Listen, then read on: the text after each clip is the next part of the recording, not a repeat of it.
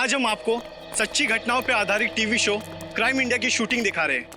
Crime India के इस episode की कहानी रघुनाथ और उसके परिवार की है, जो आज से 10 साल पहले अखबारों की सुर्खियों में छाई रही। 5, 4, 3, 2, 1, एक्शन। वेलकम फ्रेंड्स, आपका स्वागत है क्राइम इंडिया के नए शो में। ये कहानी बहुत ही रोमांचक और रहस्य से भरी है। ये कहानी 10 साल पहले शुरू हुई इस बंगलो से। यहाँ रहते थे मिस्टर रघुनाथ अपने परिवार के साथ। एक खुश परिवार, फिर सारी खुशियाँ एक पल में छिन गई। मम्मा, पापा, मम्मा, मम्मा, पापा। ये क्या? घर में कोई नहीं है क्या? ऐसा तो कभी नहीं होता है। मम्मी, मम्मी, पापा, ये क्या? यहाँ पर भी कोई नहीं है। कहीं बेडरूम में तो नहीं है। मम्मी, पापा, मम्मी, पापा, ये क्या? कहाँ गए सबके सब? मम्मी, मम्मी, आप यहाँ पर हो? मैं कितनी परेशान हो गई थी पता है? मम्मी, मम्मी,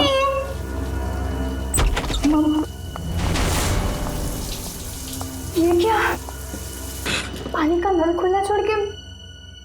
मम्मी तो ऐसा कभी नहीं करती। मम्मी, पापा, राहुल, राहुल, राहुल, राहुल। अरे राहुल को स्कूल छोड़ने गई होगी मम्मी।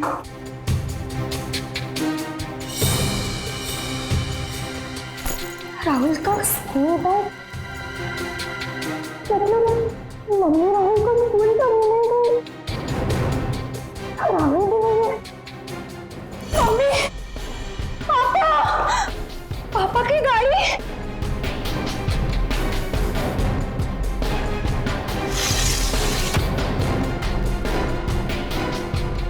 पापा की गाड़ी तो यही है।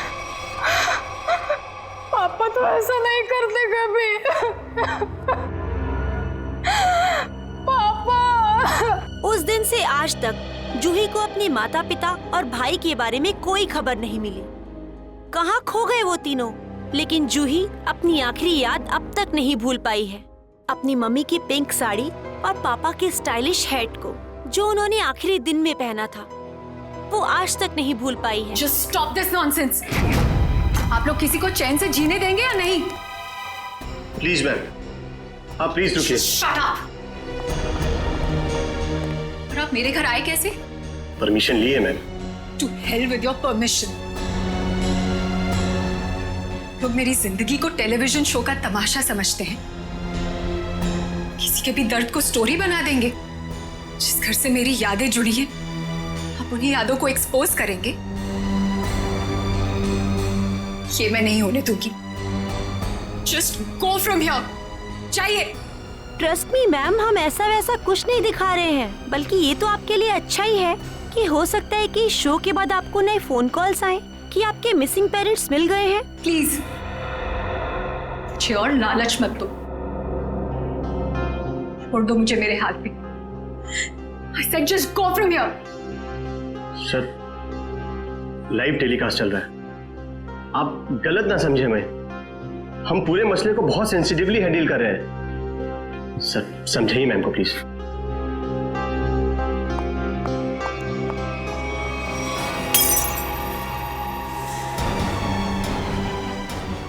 समझाइए ना, क्या करिए? तुम लोग जाते हो यहाँ से या मैं अपनी जान लूं? छोड़ो मुझे, छोड़ो मुझे, छोड़ो तो मुझे। आज अपनी जान लेके दिखाऊंगी। उदय, उदय, कितना खून निकल रहा है। पैकअप, पैकअप, चलो चलो चलो, इन्हें हॉस्पिटल लेके चलो। चल चल।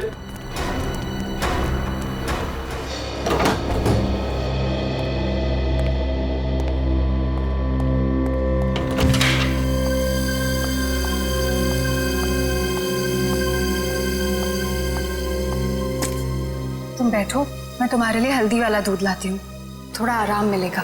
छोड़ो आराम आराम, इतनी फिक्र करती हो तो अपने गुस्से को कंट्रोल में रखना सीखो।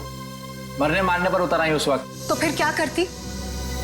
वो लोग मेरे घर वालों की इज्जत के साथ खिलवाड़ कर रहे थे, मेरे जख्म को रेत रहे थे। मेरे इमोशंस को कभी समझते ही नहीं हो। ऐसा नहीं है, नहीं समझता मैं तुम्हारे इमोशंस। जूही, मैंने ही कहा था, बहुत हिम्मत वाली लड़की हो। जिस तरह से तुमने इस दुख को समेटा और जिंदगी को फिर राह पर ले आई, कोई और होता कब का टूट जाता।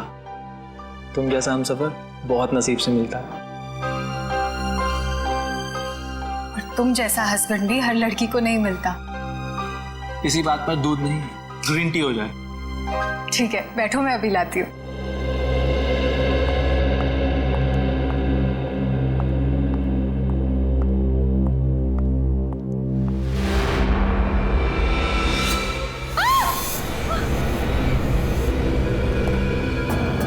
क्या हुआ जूही?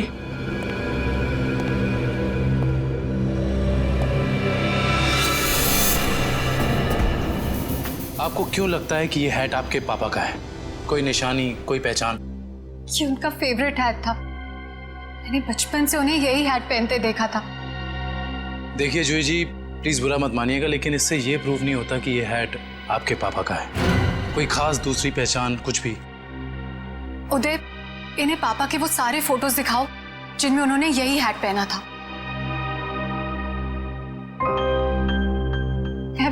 मैं पापा से कई बार कहती थी कि ये हैट पुराना हो गया है, इसे फेंक दो। पापा कहते थे मेरा सर भी पुराना हो गया है, उसे भी फेंक दूं क्या?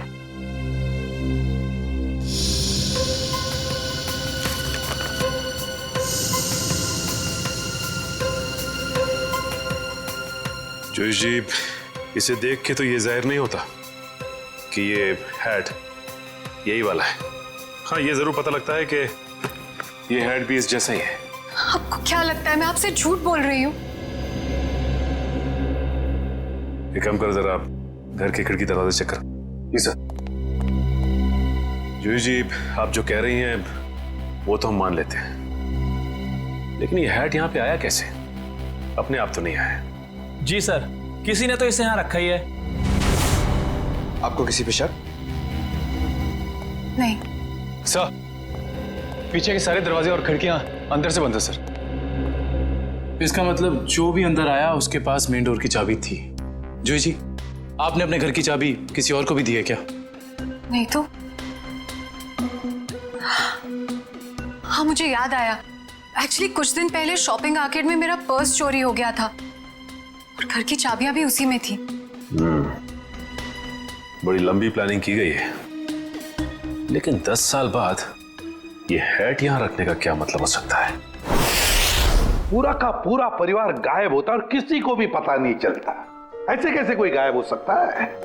सर, पुलिस रिपोर्ट में लिखा है कि ना किसी ने चीखने चिल्लाने की आवाज सुनी, ना ही कोई गोली चलने की आवाज सुनी। सर, जब ये हुआ तब जूही अपने ऊपर वाले बेडरूम में सो रही थी और बाकी के परिवार के लोग नीचे थे, तो अगर शोर शराबा होता तो जूही को जरूर सुनाई देता। एग्जैक्टली। अच्छा, इस वॉचमैन का क्या कहना है? सर, उसने बताया कि उसने ना किसी ऐसे आदमी को और ना ही ऐसी किसी गाड़ी को बाहर जाते हुए देखा। सर, यहाँ तक कि सर रघुनाथ जी की फैमिली को भी उस घर से बाहर जाते हुए नहीं देखा। सर, रिपोर्ट में ये भी लिखा है कि घर में जबरदस्ती अंदर आने का कोई निशान भी नहीं मिला था।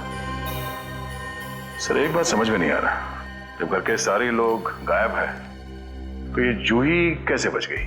वही तो, जूही को क्यों छोड़ा है? सर, हो सकता है उसे जानबूझकर किडनैप नहीं किया गया, ये भी कोई साजिश हो। अच्छा, उस हैट पर से कोई उंगलियों के निशान मिले? हाँ सर, उस हैट पे 5 लोगों के उंगलियों के निशान मिले हैं। 2 तो जूही और उसके हस्बैंड के हैं, बाकी के मैच नहीं हुए हैं। जूही और उसके पति की उंगलियों के निशान। हो सकता है 10 साल बाद जब अपने पिता की हैट देखी तो दोनों ने उठाई होगी। सर, अखबार की एक कटिंग में लिखा था कि रघुनाथ जी के एक भाई हैं, हिमांशु, जिनसे उनकी ज्यादा बनती नहीं थी। दोनों भाइयों में प्रॉपर्टी को लेकर कोई झगड़ा चल रहा था। अब बाद में हिमांशु ने जूही से कुछ पुराने इन्वेस्टमेंट्स लौटाने के लिए कहा था सर। दया, इस हिमांशु के बारे में पता लगाना पड़ेगा। सर एक और बात पता चली है। क्या? सर जब हम इस केस के फाइल्स लेने गए तो वहां से पता चला कि ये फाइल्स इंस्पेक्टर विजय भी 2-3 दिन पहले लेकर गए थे। इंस्पेक्टर विजय? दया, इंस्पेक्टर विजय तो रिटायर हो चुका है और फिर भी उसे इस केस में दिलचस्पी क्यों? रिटायरमेंट के बाद में तो केस छोड़ देना पड़ता है। नहीं नहीं नहीं नहीं, ये नहीं हो सकता। या तो रघुनाथ जी का केस सॉल्व होगा या तो रिटायर्ड इंस्पेक्टर विजय डिसॉल्व होगा। ये मेरी भी जिद है। और रंजीत, मैं बहुत नजदीक पहुंच गया हूं। किसी भी दिन कमिश्नर के पास पहुंच सकता हूं। सर्विस के दौरान 99 केस और रिटायरमेंट के बाद ये पहला केस, यानी हो गए पूरे 100। रंजीत, मैं बाद में फोन करता हूं। मैं देख के आता हूं क्या गिरा है।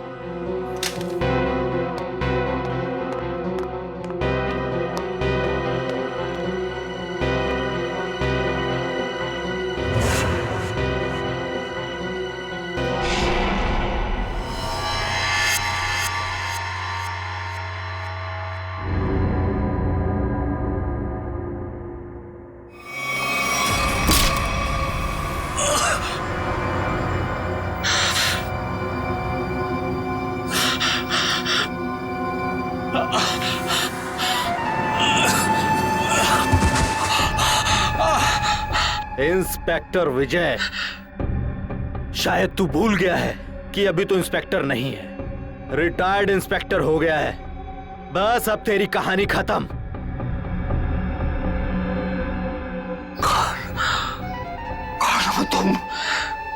कौन हो तुम? बहुत ठोका था ना मुझे, अभी तक मेरी हड्डियां बोलती हैं। बस अब बस चार्जशीट भूल जा, फाइल भूल जा। क्यों दबे हुए केस को हवा दे रहा है? बंद कर दे वो केस, बंद कर दे।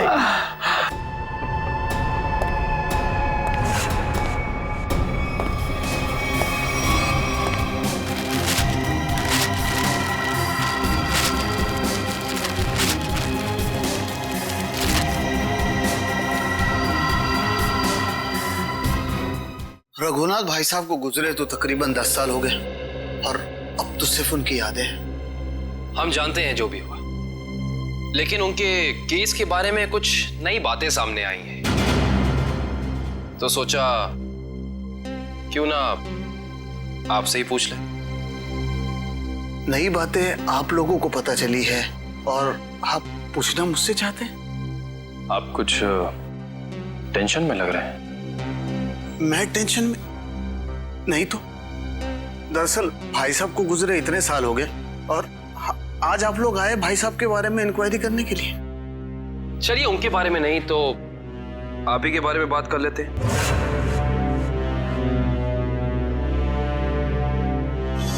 कल दोपहर में कहां थे आप? कल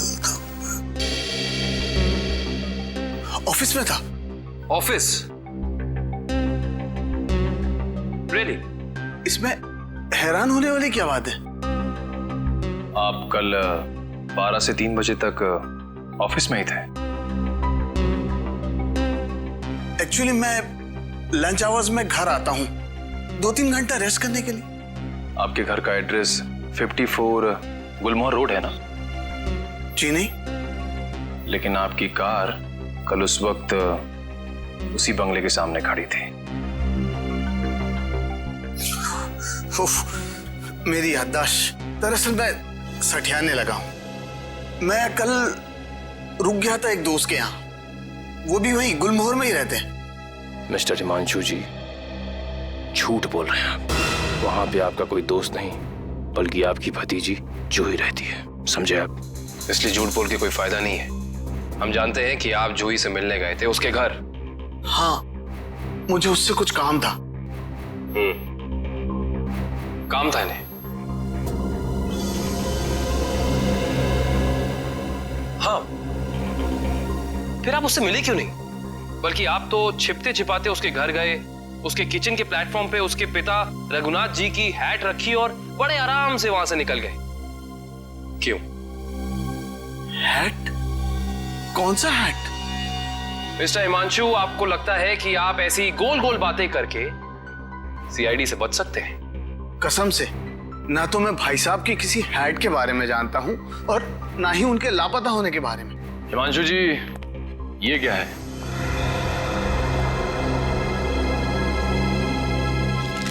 बॉन्ड्स है, मेरे ही है। यही चुराने गया था मैं वहां। बॉन्ड्स? हिमांशु जी, आप अपने ही बॉन्ड्स चुराने गए थे? मिस्टर हिमांशु, आप क्या बचपन से ही ऐसी बेफिजूल की पहेलियां बुझाते रहते हैं? पहली नहीं, सच कह रहा हूं। मैंने और भाई साहब ने मिलकर इन्वेस्ट किया था इनमें, लाखों के है। भाई साहब लापता हो गया और जूही कब्जा करके बैठ गई, दे ही नहीं रही थी। क्या करता, अपनी ही चीज चुरानी पड़ी। हिमांशु जी, चलिए मान लिया एक पल के लिए कि आप सच बोल रहे हैं, लेकिन मैं सच ही कह रहा हूं, लेकिन एक बात आप लोगों को बोलना भूल गया। जैसे ही मैं बॉन्ड्स लेकर वहां से निकल ही रहा था कि अचानक दरवाजा खुलने की आवाज आई। मैं घबरा कर छुप गया। मुझे लगा कि शायद उदय या जूही होंगे, लेकिन कोई और ही था। कौन था? मैं उसका चेहरा तो नहीं देख पाया, सिर्फ पीठ ही देख पाया। लेकिन इतना तो तय है कि वो उदय नहीं था, क्योंकि वो उदय से काफी लंबा और तगड़ा था। बाल लंबे थे, जैकेट पहन रखी थी और शायद जीन्स थी। अच्छा, और कोई खास बात याद है आपको? कोई खासियत, जैसे उसे भीड़ में देखे तो पहचान लें? हाँ, उसके शूज क्रोकोडाइल लेदर के थे। Crocodile leather?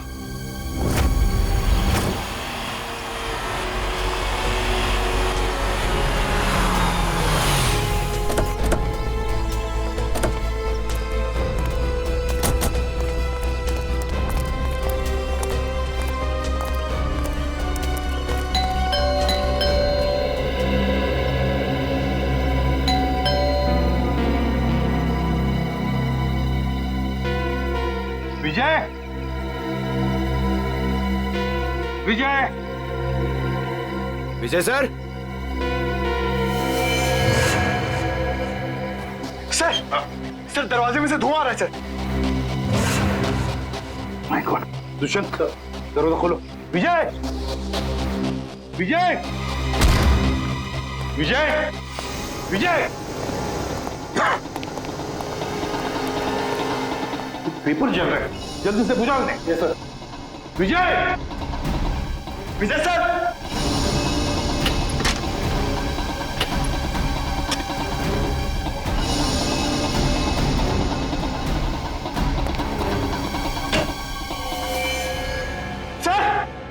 सर जल्दी आइए। क्या हुआ Pankaj? Oh my god, Vijay,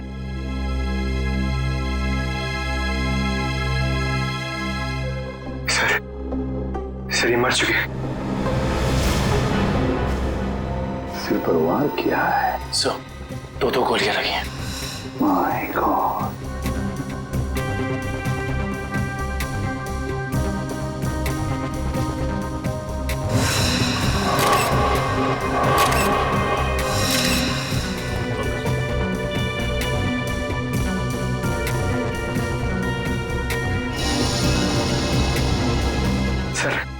sir ये कैसे हो सकता है सर? विजय जी इतने सीनियर और एक्सपीरियंस ऑफिसर हैं, फिर इन्हें इन्हीं के घर में गोली मार दी। जिसने भी किया है पंकज, जो खिड़की का शीशा तोड़ा, बोल्ट नीचे किया, खिड़की खोलकर अंदर आके यहाँ चुप कर बैठा होगा।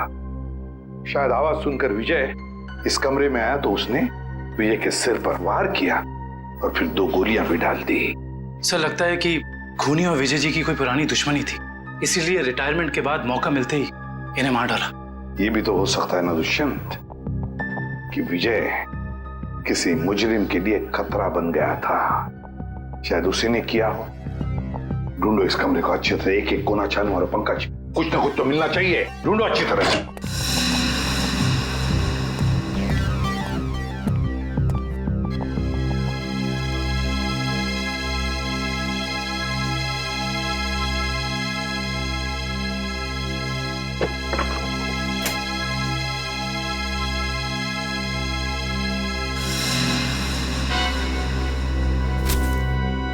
सर, हाँ ये देखिए, रघुनाथ जी की केस फाइल, लेकिन इसमें कोई पेपर नहीं है सर। बाकी सब केस फाइल के पेपर्स हैं। ये देखिए सर, सब में पेपर्स हैं सिवाय इसके। तो भी दुष्यंत, इसका एक ही मतलब है, इसके अंदर जो पेपर्स है वो वहां जलाए जा रहे थे। कोई नहीं चाहता था कि रघुनाथ के केस के बारे में हमें कुछ पता चले। सर, हाँ सर, विजय जी का मोबाइल मिला और आखिरी कॉल उन्होंने किसी अनुज को किया था। तो फोन करो इस अनुज को।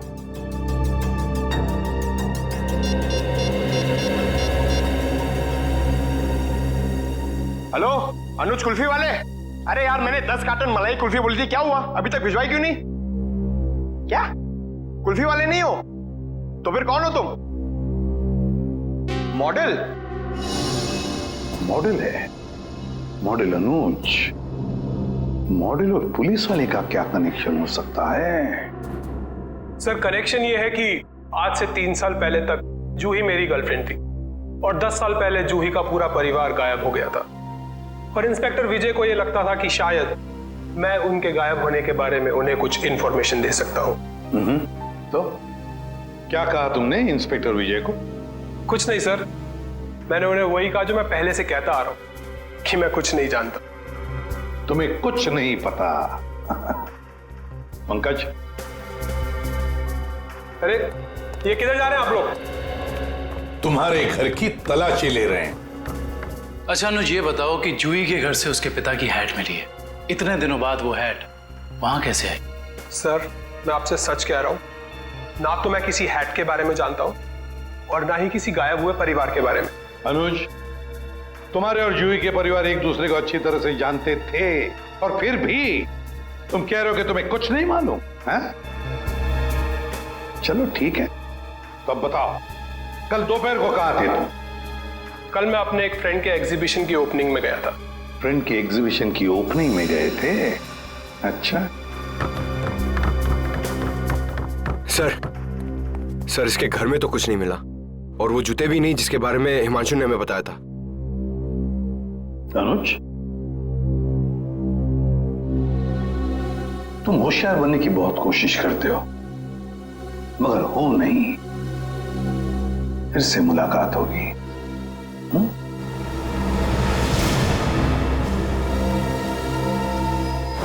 तो समझ में नहीं आ रहा ये आदमी चाहता क्या है। जो एक तरफ वो जूही के घर में हैट रखता है और दूसरी तरफ विजय को मारकर केस के फाइल्स, पेपर्स और फोटोज मिटा देता है।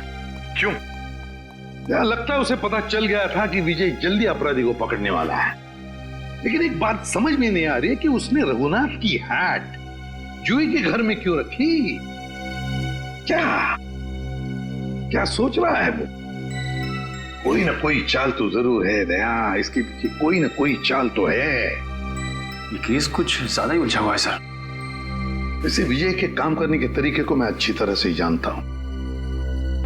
वो सारे के सारे अंडे एक ही टोकरी में कभी नहीं रखता। इन्वेस्टिगेशन की अलग अलग कड़ियां वो अलग अलग जगह पर रखता था। सर, विजय के सारे रिलेटिव्स से पता किया, किसी को भी मालूम नहीं है कि वो कर क्या रहा है। उसके मोबाइल से कुछ पता चला? नहीं सर, कुछ पता नहीं चला। वे देखना पड़ेगा मौत के कुछ दिन पहले विजय कहां कहां गया था, किस किस से मिला था। सर, इंस्पेक्टर विजय के घर पे हमें जो जले हुए कागज के टुकड़े मिले थे, उनमें से ये टुकड़ा आधा जला हुआ है और इस पर नवदीप गराज लिखा हुआ है। नवदीप गराज? दया, विजय ने ये नाम ऐसे नहीं लिखा है। जरूर इस गराज का इस रघुनाथ के केस से गहरा संबंध है। जरूर कोई ना कोई गहरा संबंध है। विजय सर हाल ही में एक सेकंड हैंड कार के बारे में पूछने आए थे। Second hand car? जी हाँ, एक व्हाइट कलर की सेडान कार बेची थी 10 साल पहले। विजय सर उसी के बारे में पूछने आए थे। उस गाड़ी के कोई रिकॉर्ड या पेपर्स होंगे आपके पास? जरूर सर, हम रिकॉर्ड हमेशा पक्का रखते हैं। गाड़ियों का मामला है, क्या पता कब कोई चोरी की निकल आए। शेखर, वो जरा गाड़ियों की सेल डिटेल की फाइल लेके आना। याद है ये गाड़ी किसने खरीदी थी? जी हाँ, कोई गिरीश साहब थे, उन्होंने खरीदी थी। ये लीजिए सर। ये लीजिए, ऊपर ही रखे हुए हैं, विजय सर को दिखाने के लिए ही निकाले थे।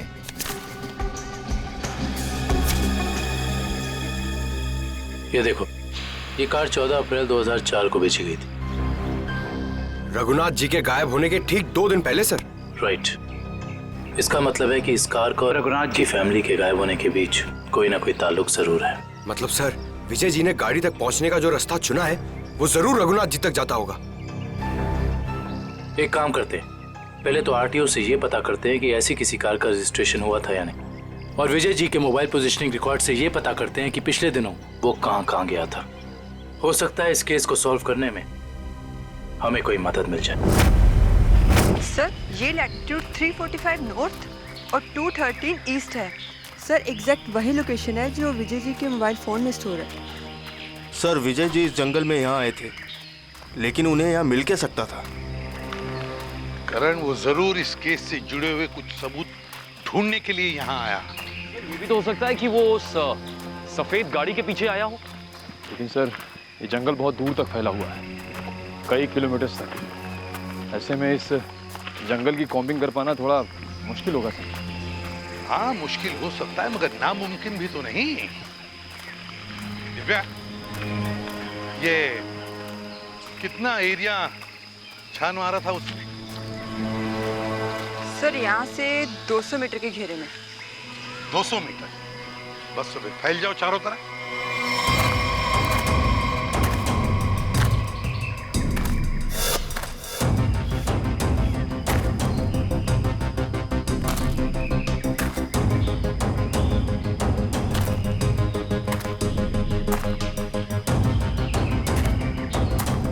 सर।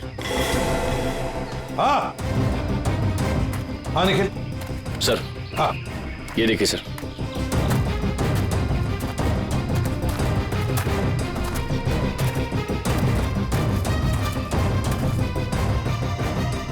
MS01Y5371। सर, ये तो वही सफेद कार है जो उस गैरेज से बेची गई थी। देखो जरा, गाड़ी साफ करो अच्छी तरह से।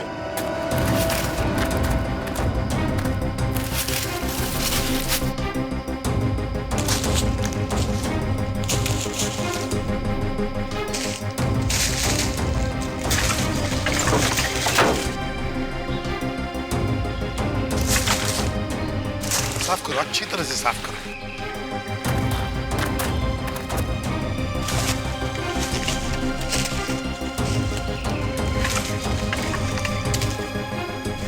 सर। हाँ सर, ये गाड़ी इतनी ऊपर खाई से नीचे गिरी कैसे होगी? एक्सीडेंट हुआ होगा। मगर सर, अगर जूही का परिवार इस गाड़ी में था तो इस गाड़ी में कुछ तो होना चाहिए, कंकाल वगैरह। पूरी गाड़ी खाली है सर। सर, 10 साल हो गए, कीड़े सब खा गए होंगे अंदर। हाँ, मगर केविन कुछ तो मिलता है ना। एक काम करो, इस गाड़ी के अंदर जितने भी धूल मिट्टी है सब इकट्ठा करो। करण, जाकर वैक्यूम क्लीनर लेके आओ। सर, ऐसा भी तो हो सकता है कि वो लोग कभी गाड़ी में थे ही नहीं। केविन, ये भी तो हो सकता है कि गाड़ी के अंदर जितने भी परिवार वाले थे उनकी लाशों को कहीं और फेंक दिया और गाड़ी को यहाँ खाई में लाकर नीचे ढकेल दिया।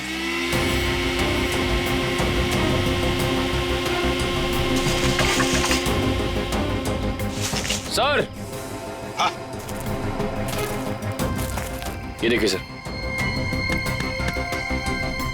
लॉकेट। सर, ये तो जूही की माँ का लॉकेट है। बिल्कुल ऐसा ही लॉकेट मैंने उन्हें एक फोटो में पहने हुए देखा है। जूही की माँ का लॉकेट? जी। तो फिर उसका एक ही मतलब हो सकता है कि जूही के परिवार वालों को इसी गाड़ी में लाया गया और फिर उनकी लाशों को कहीं और ठिकाने लगा दिया और गाड़ी को यहाँ इस खाई में लाके ढकेल दिया ताकि कोई सबूत न रहे। ना रहेगा बांस, ना बजेगी बांसुरी। जी साळुंखे साहब, कुछ पता चला? अरे यार अभिजीत, ये बात गलत है यार। आते ही इधर से सवाल कर देते हो। मैं यार, आए हो हाल चाल पूछो, अपने बताओ। मतलब हालचाल? अरे हालचाल पूछने वाला था सर। कैसी है तारिका जी? अरे भाई साहब, मैं अपने बारे में बात कर रहा हूँ भाई। मेरे भी तो हालचाल पूछ सकते हो ना यार। आपके? हाँ, क्यों? हाँ, क्यों नहीं। आपके हालचाल कैसे हैं आप? हाँ, मैं अच्छा हूँ। ये हुई ना बात। अब आओ पूछो। अरे आए हो, हाल चाल पूछो, हाय हेलो करो, काम तो होता ही रहता है, बताएंगे ही ना। अब बताओ क्या पूछ रहे थे तुम? ये जो धूल मिट्टी मिली थी कार में से, हाँ, इसमें से आपको कुछ मिला? हाँ अभिजीत, इस मिट्टी में से हमें एक नाखून का टुकड़ा मिला और कुछ बाल मिले। उनमें से एक बाल किसी 40 साल की महिला का है और ये नाखून का टुकड़ा किसी 10-12 साल के बच्चे का है, और इन दोनों का रिकॉर्ड नहीं है हमारे पास। जरूर ये जूही की माँ और उसके भाई का होगा। और बाकी बाल के टुकड़ों का अभी भी टेस्ट चल रहा है, रिपोर्ट लेने गई है श्रेया। सर, पता चला है कि रघुनाथ जी की फैमिली के गायब होने के कुछ दिन पहले ही उन्होंने अपने खास एम्प्लॉय मुकेश को नौकरी से निकाल दिया था। मुकेश? कहीं सबके पीछे इस मुकेश का हाथ तो नहीं? सर, जो बाल के टुकड़े टेस्ट के लिए गए थे उनमें से एक बाल का डीएनए मैच हो गया है। किसका? भानु नाम है उसका, अंडरवर्ल्ड का कॉन्ट्रैक्ट किलर है, सुपारी लेके मर्डर्स करता है और कई मर्डर केसेस भी चल रहे हैं उस पर। भानु?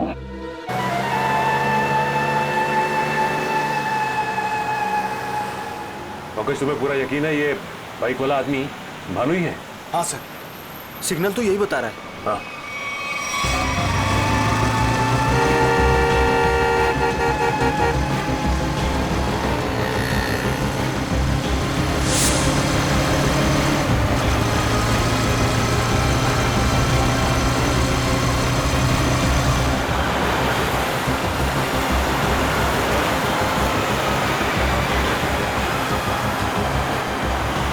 अचानक गायब कहाँ हो गया? दिखाई नहीं दे रहा। ओह माय गॉड! सर, गोली चली यहां से।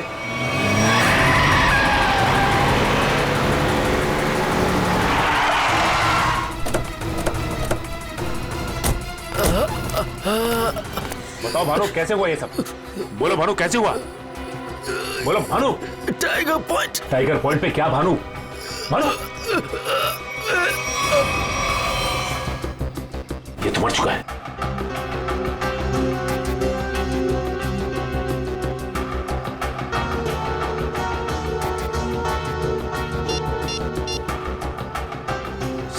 सर इसके मोबाइल में एक अनआइडेंटिफाइड नंबर से मैसेज आया था। एक मिनट।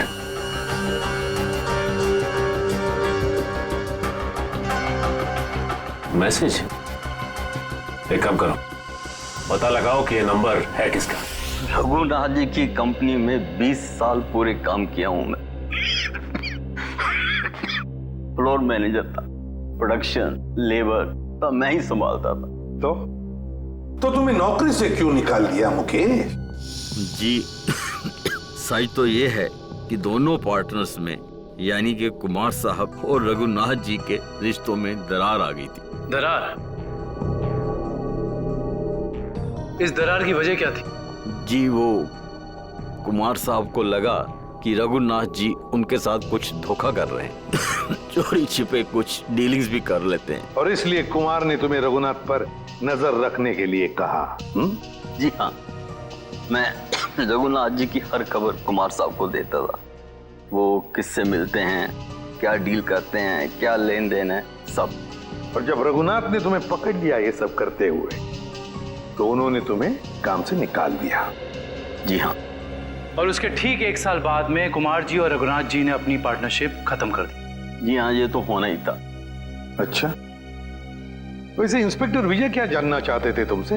जी वो कुमार साहब के एक्सीडेंट के बारे में पूछने आए थे, जिनमें उनकी बच्ची और बीवी भी चली गई थी। और इंस्पेक्टर विजय को ऐसे लगता था कि ये एक्सीडेंट नहीं बल्कि एक मर्डर है।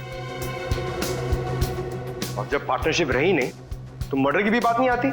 जी दोनों पार्टनर अलग भी इस तरह हुए जैसे रजामंदी नहीं थी। और फिर दोनों एक ही बिजनेस में कंपटीशन करने लगे, और वो भी इस तरह के जैसे एक दूसरे को बर्बाद कर देंगे। और हाँ, कुमार साहब की मौत के बाद सबसे ज्यादा तरक्की और फायदा रघुनाथ सेठ को हुआ। कुमार की मौत का सबसे ज्यादा फायदा हुआ रघुनाथ को। सबसे ज्यादा फायदा। इस कुमार फैमिली के एक्सीडेंट के सारे डिटेल्स निकालो, देखे तो सही कि क्या ये वाकई एक्सीडेंट था या फिर। सर, आपको क्या लगता है कुमार की फैमिली की मौत के पीछे क्या रघुनाथ का हाथ था? कविन, रघुनाथ तो बिजनेस में कुमार से फायदा हुआ, इसका मतलब ये नहीं कि रघुनाथ ने कुमार को मारा होगा। Okay, thank you so much. लेकिन क्या पता चला एक्सीडेंट के बारे में? सर, मिस्टर कुमार हर रोज की तरह ऑफिस से घर पहुंचे। घर से वो लोग एक रिसोर्ट के लिए निकले। उनकी पत्नी ने एक सरप्राइज वेकेशन प्लान किया था, क्योंकि अगले दिन मिस्टर कुमार का बर्थडे था। वो लोग उसी रिसोर्ट में बर्थडे सेलिब्रेट करने वाले थे। जब ये जा रहे थे, इनका बच्चा भी इनके साथ में था और उसी दौरान ये एक्सीडेंट हुआ। किस्मत भी अजीब खेल खेलती है, जहाँ एक पल खुशियाँ थीं, अगले ही पल मातम छा गया। सर, लेकिन ये एक्सीडेंट हुआ कैसे होगा? गाड़ी का अचानक ब्रेक फेल हो गया। मिस्टर कुमार की गाड़ी की स्पीड बहुत तेज थी। वो गाड़ी को काबू में नहीं कर पाए और गाड़ी लुढ़कते लुढ़कते खाई में जा गिरी। कार के ब्रेक्स अचानक फेल हो गए। अचानक, बड़ी अजीब बात है। सर, गाड़ी बिल्कुल नहीं थी। मिस्टर कुमार ने एक हफ्ते पहले ही वो गाड़ी खरीदी थी, तो ब्रेक फेल होने का सवाल ही पैदा नहीं होता सर। वही तो सर, ऐसा भी तो हो सकता है कि कुमार की ही फैमिली के किसी मेंबर ने रघुनाथ की फैमिली से बदला लेने के लिए ये सब किया हो। कुमार परिवार की मौत के 20 साल बाद कौन बदला लेना चाहता है? जहां पर एक्सीडेंट हुआ वहां पर मिस्टर एंड मिसेस कुमार की लाश मिली थी, बच्चे की लाश नहीं मिली है ना? एक मिनट। क्या हुआ सर? गाड़ी घुमा लो। काबिन, पता चल गया ये खूनी कौन है।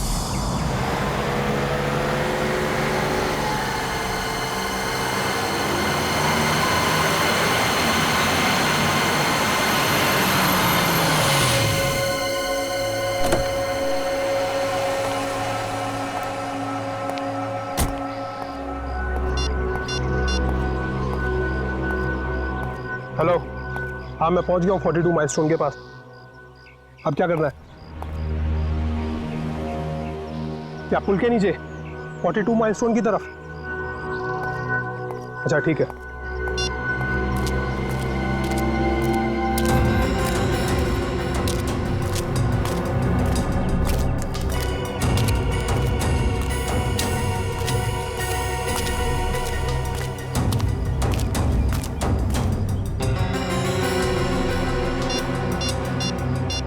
हेलो, हाँ आप किधर आना है? ये लेफ्ट राइट क्या लगा रखा है? पागल समझ रखा है क्या?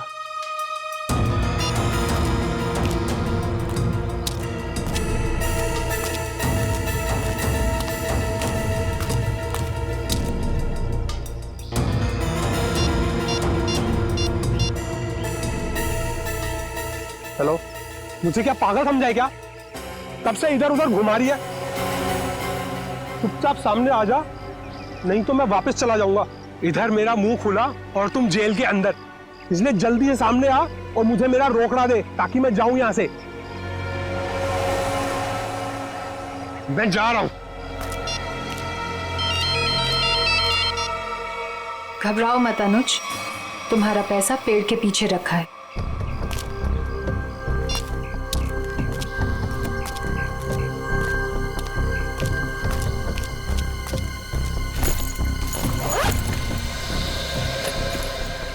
वाह रे वाह, क्या तकदीर है मेरी। तो जैसे सोने के अंडा देने वाली 2-3 और मुर्गियां मिल जाए तो लाइफ सेट। कहो तुम मेरी चिंता मत करो अनुज, वादे के मुताबिक ये तुम्हारी आखिरी पेमेंट है। अरे बेवकूफ, सोने का अंडा देने वाली मुर्गी को कभी छोड़ता है कोई? अनुज भूलो मत, तुमने वादा किया था। अरे एक ब्लैकमेलर की बात पे तुमने यकीन कर लिया। चलो, थैंक यू।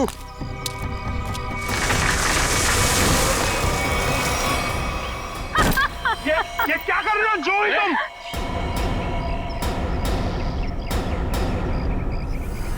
तुम क्या समझते हो अनुज? तुम मुझे ब्लैकमेल करते रहोगे और मैं सहती रहूंगी? हमसे उस्तादी बहुत भारी पड़ेगा तुमको। Shut up. यहाँ वही होगा जो मैं चाहूंगी। सोचो अनुज, अगर मैं तुम्हारा मर्डर करवा दूं, तुम्हारे टुकड़े टुकड़े करके चील कौओं को डलवा दूं, तो यहाँ तो किसी को इस बात की हवा तक नहीं होगी। जैसे तुमने अपनी फैमिली के साथ किया था। एक बात याद रखना, जो आदमी शर्ट सिलवाता है वो उसके अंदर बटन की जगह भी छोड़ता है। अगर मैं मरा तो मेरा एक पैकेट सीआईडी को पहुंच जाएगा और फिर तेरा डम डम डिगा डिगा। Just shut up.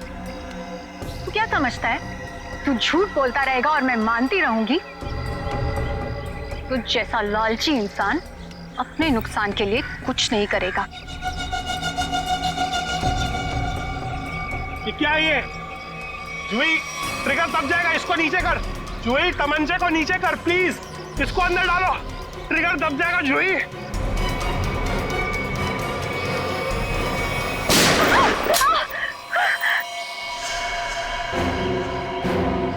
CP sir आप तो आखिर आपको पता चल ही गया। खिलौना तुम्हारे हाथों में अच्छा नहीं लगता। अपने लोगों को कह दो चुपचाप हमारे हवाले हो जाए। देख क्या रहे हो? ढूंढो एसीपी को।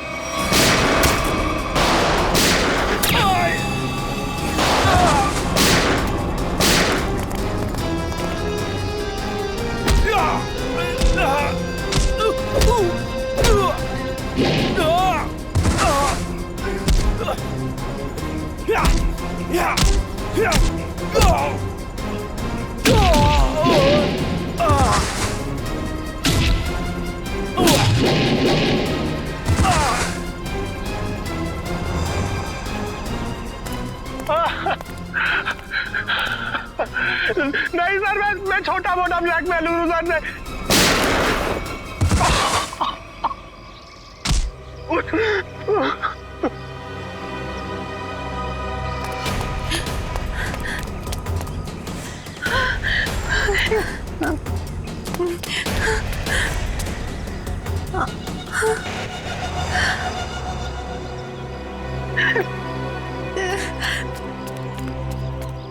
देखो इस प्यारी बिटिया को जिसने अपने माता पिता का खून कर दिया। बताओ क्यों मारा तुमने अपने माता पिता को? वो मेरे माता पिता नहीं थे, उन्होंने सिर्फ मुझे गोद लिया था। मेरे असली पापा मिस्टर कुमार थे, जिनकी मौत एक कार एक्सीडेंट में हुई, और वो एक्सीडेंट रघुनाथ ने करवाया था। और अपने माता पिता की मौत का बदला लेने के लिए तुमने रघुनाथ और उसकी बीवी को मारने का प्लान बनाया, और उसके लिए तुमने भानु को पैसे भी दिए, है ना? हाँ, और भानु ने उस काम को पूरा अंजाम दिया। उसके बाद तुमने भानु के हाथों विजय जी को मरवा दिया, और फिर भानु को भी अपने रास्ते से हटा दिया। हाँ, क्योंकि मैं अपने खिलाफ कोई सबूत नहीं छोड़ना चाहती थी। तो सारे इल्जाम अनुज पर आ जाए, है ना? और अनुज, तुम जूही के घर पे रघुनाथ जी की हैट रख के तुमने एक बंद केस को खोल दिया। चोर चोर मौसेरे भाई, वाह रे वाह। लेकिन एक बात याद रखना, मुजरिम चाहे कितना भी चालाक हो, उसका आखिरी ठिकाना तो जेल की चार दीवारी में भी होता है। अब जेल की सलाखों के पीछे सड़ते बैठना फांसी का ऑर्डर आने तक